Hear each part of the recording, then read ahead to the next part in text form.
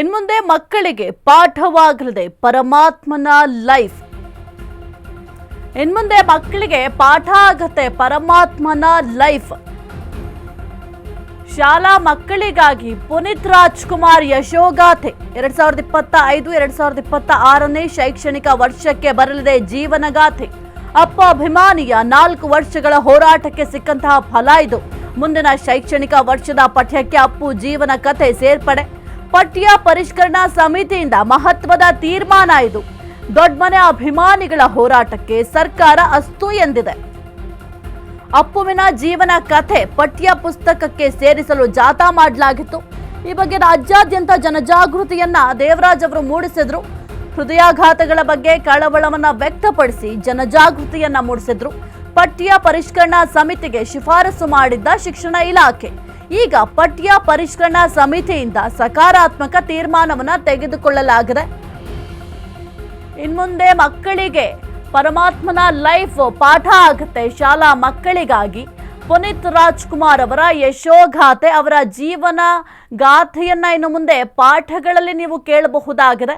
ಇನ್ನು ಮುಂದೆ ಮಕ್ಕಳಿಗೂ ಕೂಡ ಪರಮಾತ್ಮನ ಲೈಫ್ ಯಾವ ರೀತಿ ಇತ್ತು, ಅಂದರೆ ಪುನೀತ್ ರಾಜ್ಕುಮಾರ್ ಅವರ ಜೀವನ ಯಾವ ರೀತಿ ಇತ್ತು, ಅದೆಲ್ಲದರ ಬಗ್ಗೆಯೂ ಕೂಡ ಆ ಒಂದು ಯಶೋಗಾಥೆಯಲ್ಲಿ ಬರೆಯಲಾಗುತ್ತೆ. ಆ ಒಂದು ಪುಸ್ತಕವನ್ನು ಕೂಡ ಸೇರ್ಪಡೆ ಮಾಡಲಾಗುತ್ತೆ. ಅಪ್ಪು ಅಭಿಮಾನಿಯ 4 ವರ್ಷಗಳ ಹೋರಾಟ ಇದು.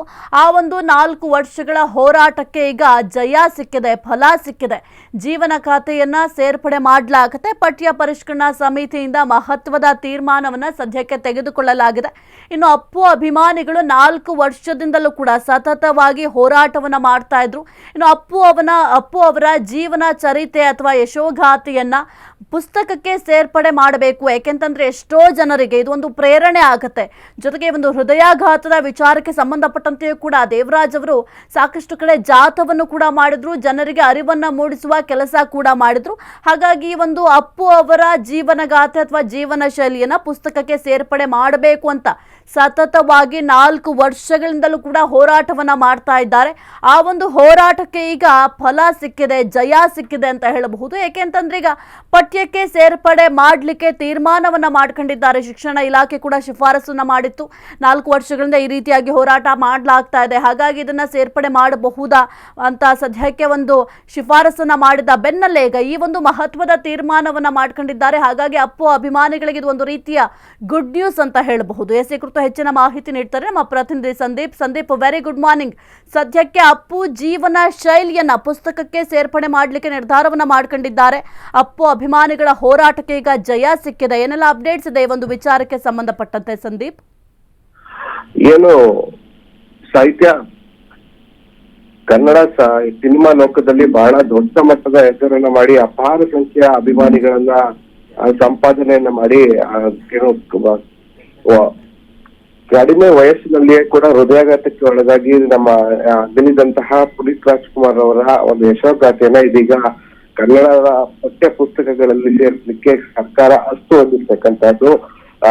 ಪುನೀತ್ ರಾಜ್ಕುಮಾರ್ ಅವರು ಅಂತ ಹೇಳಿದ್ರೆ ಸಾಕಷ್ಟು ಕೋಟ್ಯಾಂತರ ಅಭಿಮಾನಿಗಳನ್ನ ಹೊಂದಿರತಕ್ಕಂಥವ್ರು. ಇನ್ನೂ ಕೂಡ ಅವರ ಹೆಸರಿನಲ್ಲಿ ಸಾಕಷ್ಟು ಸಾವಿರಾರು ಸಂಖ್ಯೆಯಲ್ಲಿ ಒಂದು ಸಾಮಾಜಿಕ ಕಳಕಳಿ ಉಳ್ಳಂತಹ ಒಂದು ಕೆಲಸಗಳನ್ನ ಕೂಡ ಅವರ ಅಭಿಮಾನಿಗಳು ಮಾಡ್ಕೊಂಡು ಬಂದಿರತಕ್ಕಂಥದ್ದು. ಅಂತಹದ್ದೇ ಒಬ್ಬ ಅಭಿಮಾನಿಯ ಒಂದು 4 ವರ್ಷಗಳ ಅವಿರತ ಶ್ರಮವಾಗಿ ಇದೀಗ ಪುನೀತ್ ರಾಜ್ಕುಮಾರ್ ಅವರ ಒಂದು ಯಶೋಗಾಥೆಯನ್ನ ಕನ್ನಡದ ಪಠ್ಯ ಪುಸ್ತಕಗಳಲ್ಲಿ ಸೇರಿಸಲಿಕ್ಕೆ ಸರ್ಕಾರ ಒಪ್ಪಿಗೆಯನ್ನ ಕೊಟ್ಟಿರ್ತಕ್ಕಂಥದ್ದು. ಅಂದ್ರೆ ಮೈಸೂರು ಜಿಲ್ಲೆಯ ಶ್ರೀನರಸೀಪುರ ತಾಲೂಕಿನ ಉಡುಪುತರೆ ಗ್ರಾಮದ ಏನು ದೇವರಾಜ ಅರಸು ಅನ್ನುವಂತಹ ಒಂದು ವ್ಯಕ್ತಿ ಇದ್ದಾನೆ. ಈತ ಕಟ್ಟ ಪುನೀತ್ ರಾಜ್ಕುಮಾರ್ ಅವರ ಅಭಿಮಾನಿ.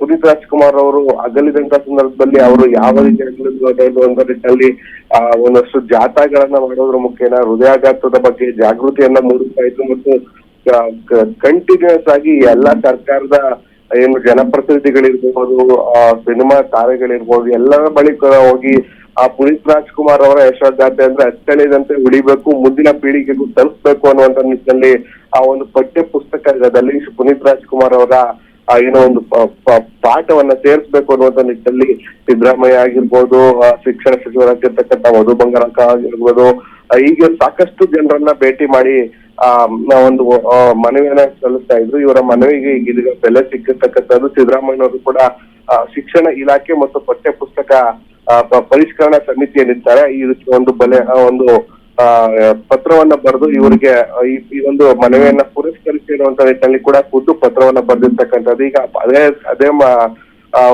ಪತ್ರದ ಹಿನ್ನೆಲೆ 2025-26ನೇ ಶೈಕ್ಷಣಿಕ ವರ್ಷಕ್ಕೆ ಡಾಕ್ಟರ್ ಪುನೀತ್ ರಾಜ್ಕುಮಾರ್ ಅವರ ಜೀವನ ಕಥೆಯನ್ನ ಪುಸ್ತಕಕ್ಕೆ ಸೇರಿಸಲು ಕೂಡ ಪಠ್ಯಪುಸ್ತಕ ಪರಿಷ್ಕರಣಾ ಸಮಿತಿ ತೀರ್ಮಾನವನ್ನ ಮಾಡಿರ್ತಕ್ಕಂಥದ್ದು. ಸಾಹಿತ್ಯ.